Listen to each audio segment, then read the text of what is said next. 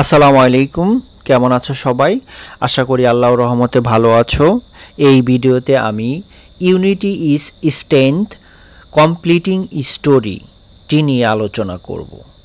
Story রাইটিংয়ের ক্ষেত্রে আমরা সাধারণত জানি একটি গল্পের কিছু অংশ দেওয়া থাকে, সেই গল্পটি সম্পূর্ণ করতে হয় এবং সম্পূর্ণ করে গল্পের একটা টাইটেল দেওয়া হয়।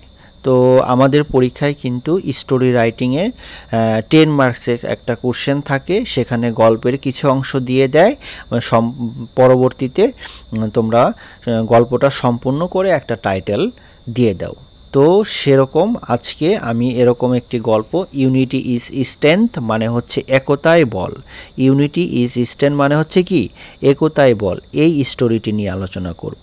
পরীক্ষায় যদি আসে, যেমন মনে করো এখানে প্রথম অংশটুকু দেওয়া থাকবে, বাকি গল্পটুকু তোমাকে শেষ করতে হবে। তো গল্পটা না জানা থাকলে তুমি কিন্তু গল্পটা শেষ করতে পারবে না।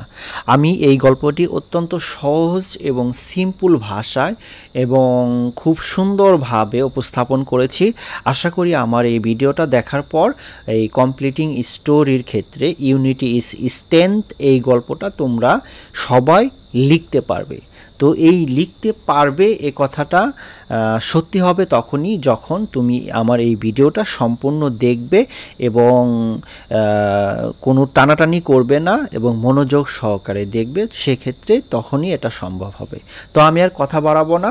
তো গল্পের শুরুর অংশটা এভাবে, যেমন পরীক্ষার কোশ্চেনেও কিন্তু এই অংশটুকু দেওয়া থাকবে, ইউনিটি ইজ স্ট্রেংথ এই কথাটা কিন্তু দেওয়া থাকবে না। তুমি গল্প ওই অংশটুকু পড়েই তোমাকে বুঝতে হবে এই গল্প মানে হচ্ছে ইউনিটি ইজ স্ট্রেংথ একতায় বল, এই গল্পটা এসেছে। তো কিভাবে বুঝবে, যেমন এই গল্পের শুরুটা একটু পড়ি আমি।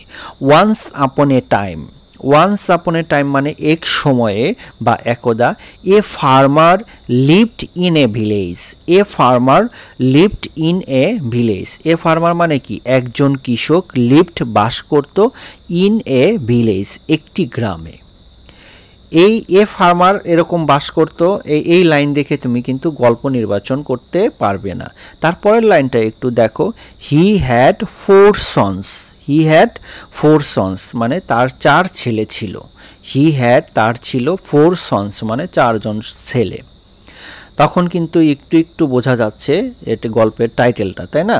The farmer was worried about them, the farmer ওয়াজ কৃষক ছিল, ওয়ারিড মানে কি ভীতিময়, অ্যাবাউট দেম তাদের সম্পর্কে, বিকজ কারণ, his sons quarrelled among themselves all the time, যখনই বুঝবে হিজ সন্স তাহার পুত্ররা, কোয়ারেলড ঝগড়া করত, অ্যামাং দেমসেলভস নিজেদের মধ্যে, অল দ্য টাইম সব সময়। এই কথাটুকু বোঝার পরেই তুমি বুঝতে পারছো যে তারা 4 জন সন্তান ছিল, তারা সর্বদাই ঝগড়া করত। তখনই বুঝে নিবা এটা হচ্ছে ইউনিটি ইজ স্ট্রেংথ এই গল্পটা এসেছে পরীক্ষায়।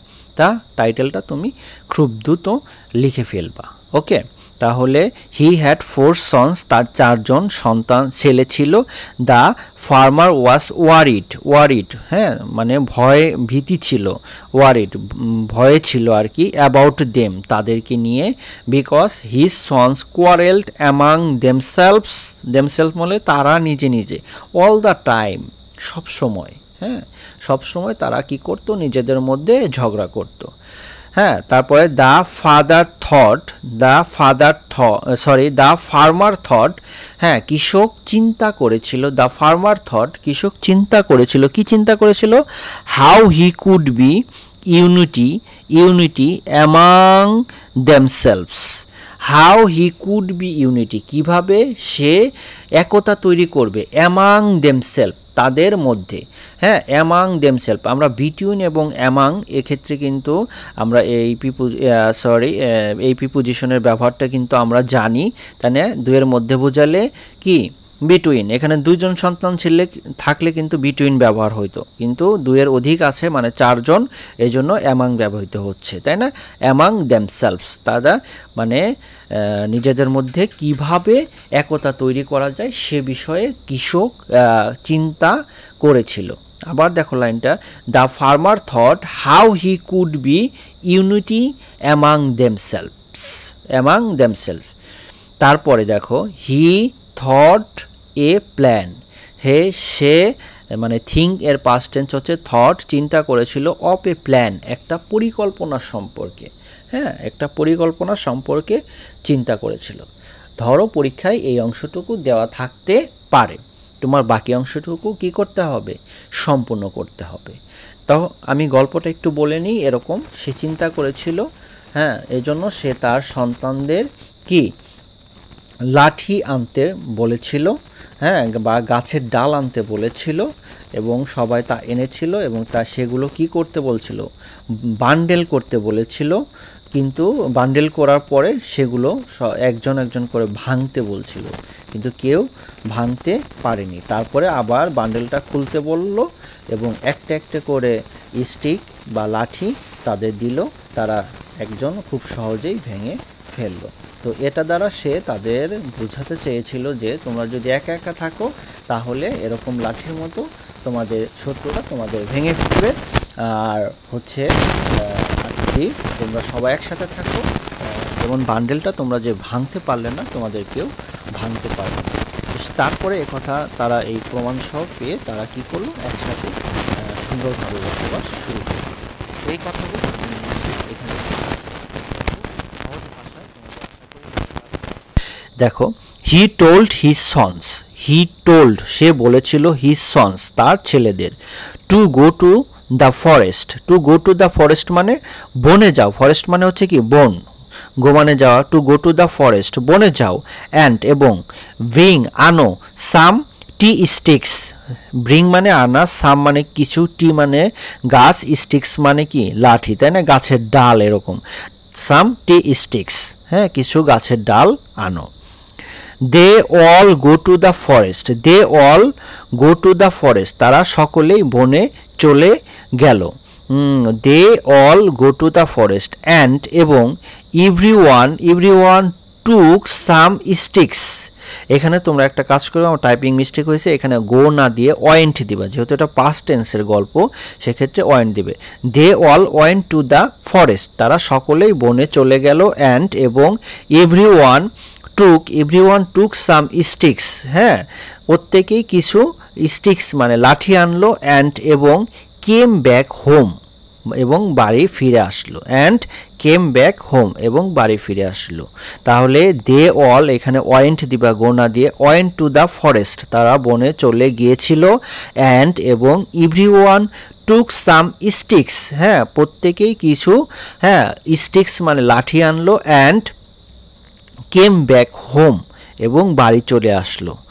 হোয়েন যখন, they all came back home, they all came back home যখন তারা বাড়ি চলে এসেছিল, the farmer told them, the farmer told them তাদেরকে বলেছিল, টু কম্বাইন মানে একত্রিত করা, কম্বাইন দ্য স্টিক্স লাঠিগুলো তোমরা একসাথে করো, অ্যান্ড মেক এ বান্ডেল একটা বান্ডেল তৈরি করো, অ্যান্ড মেক এ বান্ডেল একটা বান্ডেল তৈরি করো। ঠিক আছে, ফার্মার এটা বলেছিল। When they all came back home যখন তারা বাড়ি ফিরে এসেছিল, the farmer told them to combine the sticks and make a bundle. হ্যাঁ, তাহলে একসাথে করতে বললো এবং বান্ডেল তৈরি করতে বললো। অত্যন্ত সহজ ভাষায় লিখেছি, আশা করি এটুকু অন্তত বুঝেছো। তারপরে দেখো, আফটার মেকিং দ্য বান্ডেল তৈরি করার পর, the farmer told his sons তার সন্তানদের বা ছেলেদের বলেছিল, to break the bundle of sticks, হ্যাঁ, অফ স্টিক্স। এই স্টিক্স মানে কি লাঠির বান্ডেলগুলো তোমরা কি করো, ভাঙো। অল টাইট ওয়ান বাই ওয়ান, অল মানে সকলে, টাইট মানে চেষ্টা করেছিল, ওয়ান বাই ওয়ান একের পর এক, বাট কিন্তু, no one could break the bundles of sticks, no one can break the bundles of sticks, কেউ এই লাঠির বান্ডেলটি ভাঙতে পারল না। ঠিক আছে, দেন তারপর, the farmer told them to open the bundle, তাদেরকে বলল, টু ওপেন দ্য বান্ডেল এই বান্ডেলটি খুলো। তারপরে এটা কৃষক বলল, then he again told his sons, again told his sons, again মানে কি আবার, টোল্ড হিজ সন তার সন্তানদের বলল বা ছেলেদের বলল, to break one stick, to break one stick একটা লাঠি ভাঙো, ইচ ওয়ান মানে প্রত্যেকে, প্রত্যেকে একটা লাঠি ভাঙো, and all done that easily, and all done সকলে করলো, দ্যাট ইজিলি খুব সহজভাবে এটা করে ফেললো, অল ডান দ্যাট ইজিলি।